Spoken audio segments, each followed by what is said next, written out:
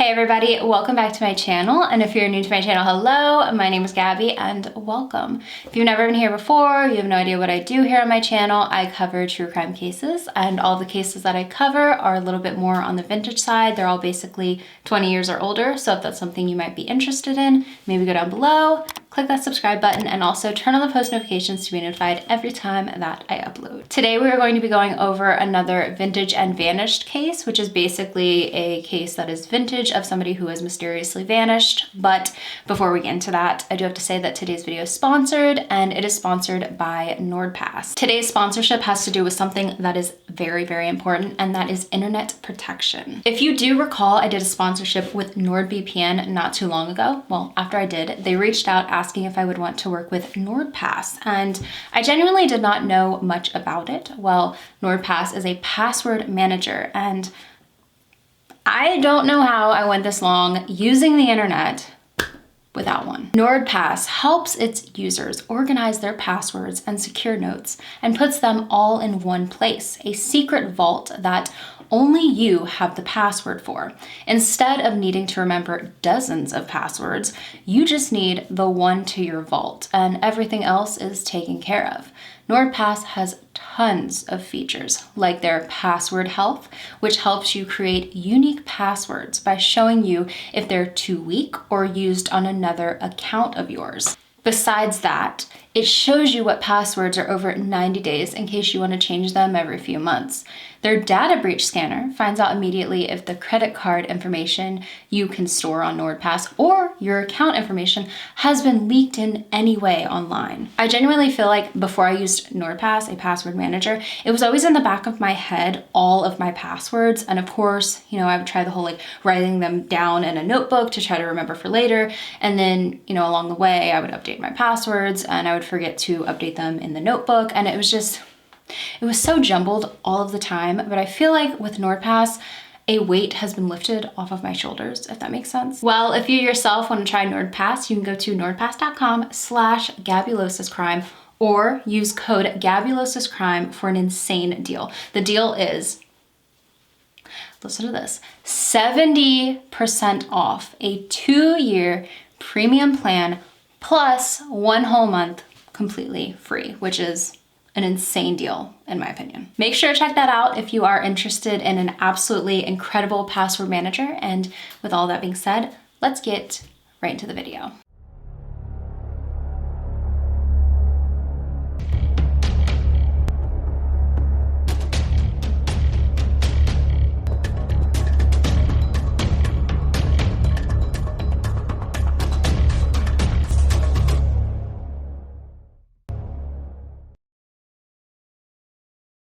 So like I said at the beginning of the video, we are going to be discussing another vintage disappearance case, and today we're going to be discussing another gas station disappearance. I feel like every other disappearance case I cover on my channel literally involves a gas station.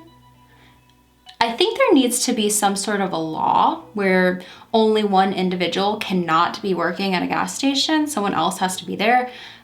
I don't know, something like that. I know we have surveillance cameras now, but it's just a pattern. Today, we're going to be discussing a less talked about disappearance, and it is the disappearance of Andy Joe Lepley. He went by Joe most often, so I'll be calling him that. He also went by the nickname Taco, but we're gonna stick to Joe for this video. Joe was born on October 3rd of the year 1957 to parents Robert L. Lepley and Betty J. Lepley, and he had 3 siblings. From my research, his parents, Robert and Betty, were originally from Iowa, and they were high school sweethearts who married in 1953, and they had made the move to Colorado at some point because Pueblo County is where this story takes place.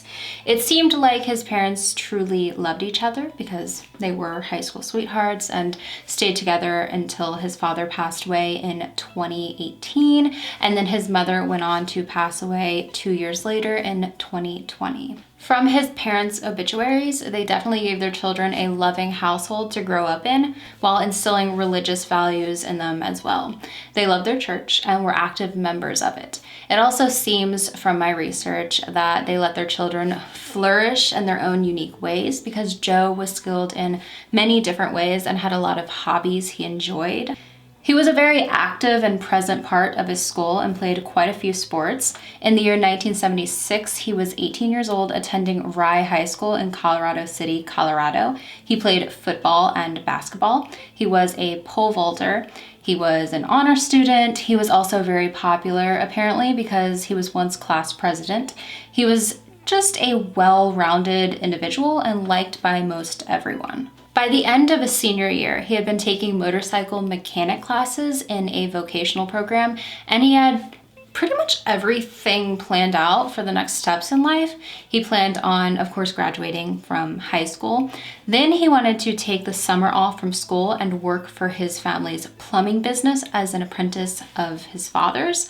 Then he wanted to enlist in the Air Force, and then he wanted to attend Adams State College in Alamosa, Colorado. Unfortunately, Joe wouldn't accomplish any of that, not even graduating high school, because just days before his graduation, he went missing in a case still unsolved to this day, 45 years later. The day was May 30th of 1976, and on this day, Joe was set to work his usual shift at the Texaco gas station located at Interstate 25 and Colorado 165 in Crow Junction, Pueblo County, Colorado. He had been working at this gas station part-time for about 2 years, and his shift was usually very early in the morning because he had picked up the keys from his manager and began his shift at the station by around 6:15 that morning. We do know that Joe definitely started that day there because he didn't just pick up the keys from his manager to start his shift. Before he did, he delivered a newspaper to the restaurant adjoining the station and was seen that morning by 2 waitresses at the restaurant that not only saw him but spoke to him briefly. Now, from my research, the last time Joe was seen was at 6:45 a.m. under a gas station canopy of the gas pumps. Around 15 minutes later, police are called because no one is at the gas station. The gas station is completely unattended.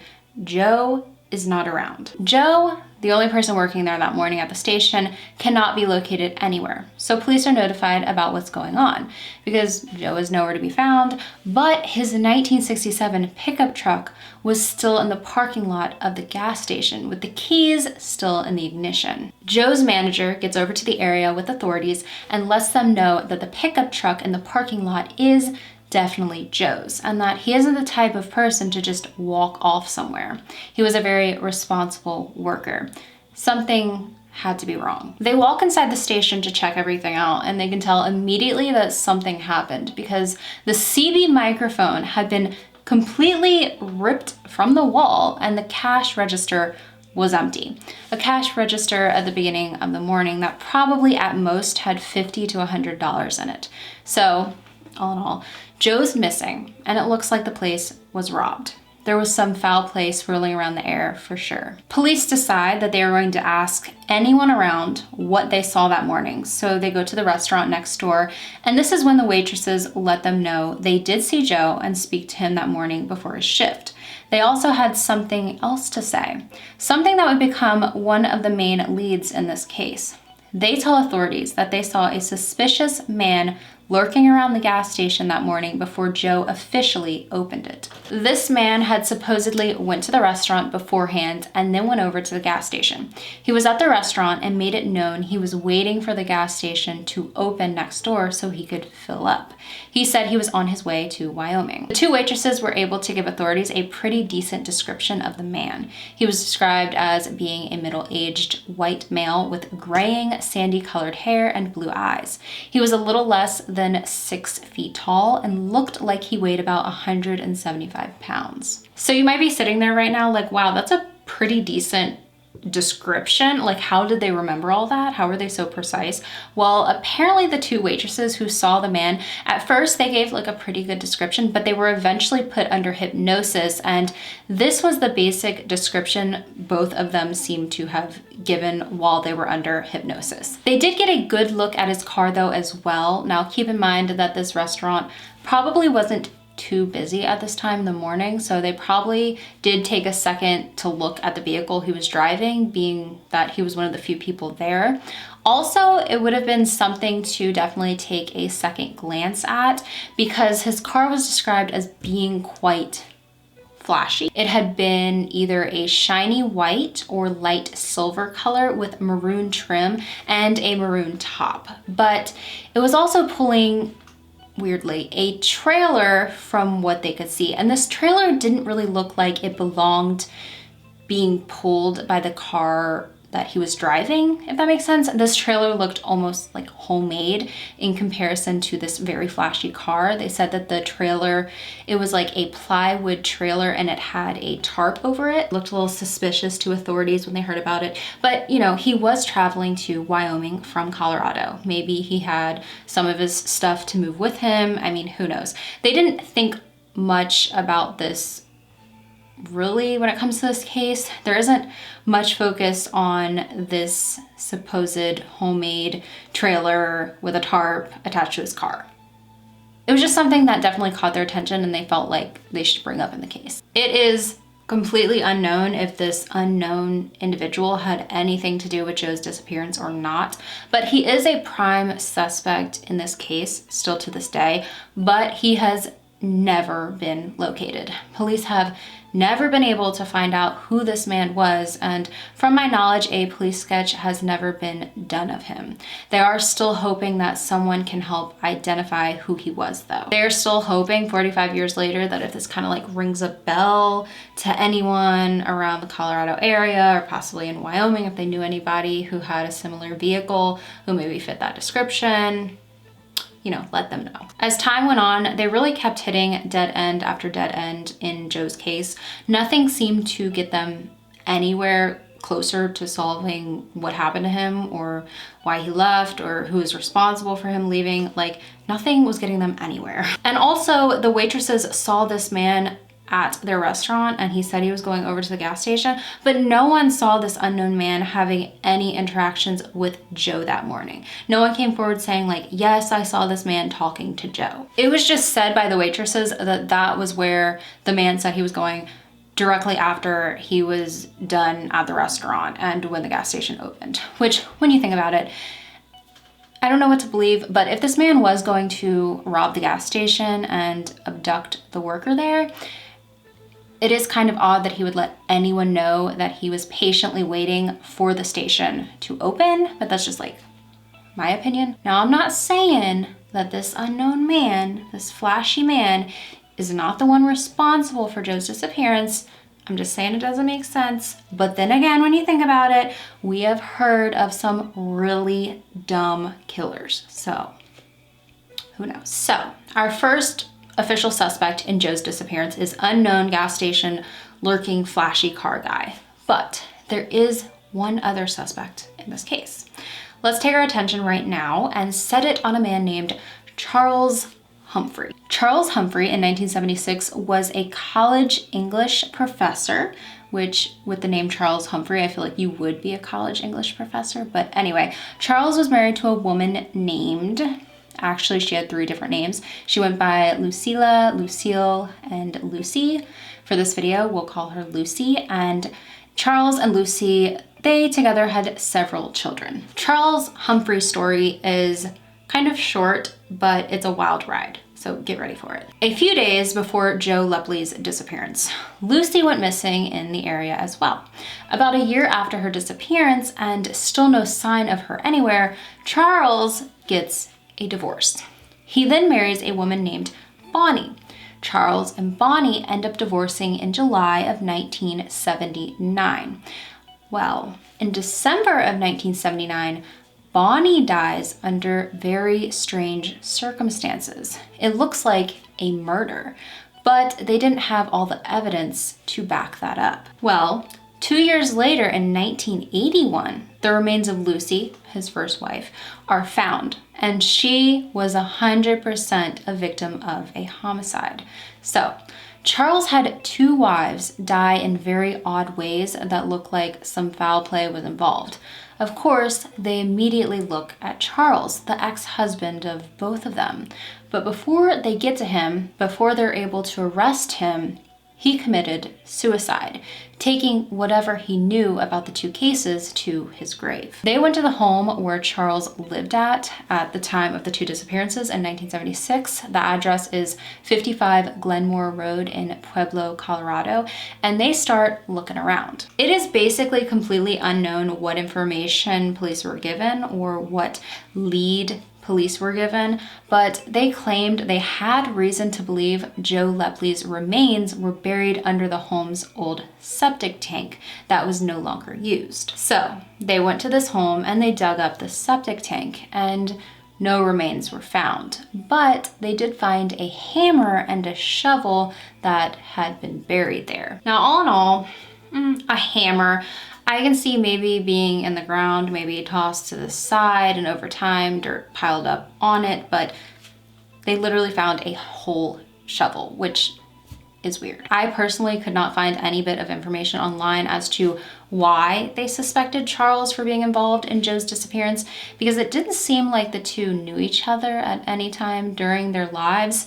But my guess is that it was a tip given to authorities after everything came out about what happened to his 2 wives. To me, killing your 2 wives seems very personal, of course, very different than just picking up a random person to kill that you came across at a gas station in the area.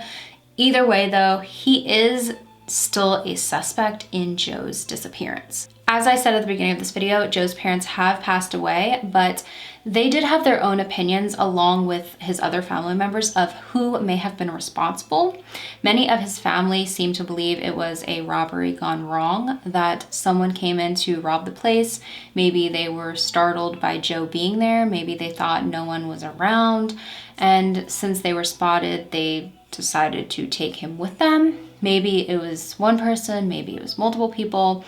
His family just believes that it was someone at random, someone that did not know Joe that came in to rob the place, and then things got messy from there. From my research, I couldn't find any information online about there being any clues left behind, such as blood splatters from a gunshot or stabbing. The station was basically just robbed for a radio and barely any money, and Joe was gone. I mean, yeah, CB radios were popular, but are you really gonna abduct someone over that? And like, are you really going to abduct somebody over $50 to $100? And of course, there have been murders over a lot less money. I mean, there have been murders over like $5, but to abduct somebody and take them with you, I mean, it's very strange. Now, there was a huge, and I mean huge, search for Joe done right after he vanished.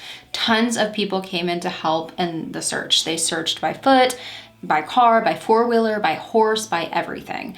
They looked everywhere and nothing. Was it someone who had it out for Joe, and after they abducted him, they decided to just steal from the place as well? Was it somebody who came in at random, trying to rob the place like his family believes? We just don't know. Which, when you think about it, if it was someone who had it out for Joe, why would they pick to do it during Memorial Day weekend of 1976? So bright and early in the morning, where anyone could be passing by or pull into the station for gas. There are just so many questions in this case, with, of course, the main one being, where is Joe Lepley? Andy Joe Lepley, in today's time, would be 63 years old. He was 5 feet 9 inches tall and weighed about 150 pounds. He was last seen wearing a green Texaco t-shirt, a coat with the name Joe on it, blue denim jeans, and lace-up hiking-style boots. One distinguishing characteristic of his was his right hand was scarred and a bit deformed. Nothing, though, that prevented him from living a normal life.